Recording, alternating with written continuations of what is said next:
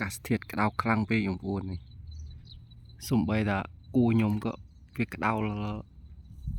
ត់បាក់រត់មកចុះទឹកដេកទឹកបងប្អូនវាចុះទៅលិចខ្លួនវាបងប្អូនហ្នឹង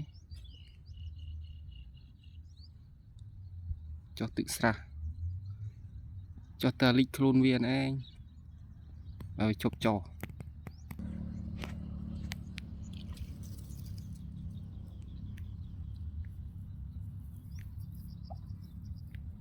ខ្ញុំអ្នកអង្គុយចាំវាក្តៅមែនទែន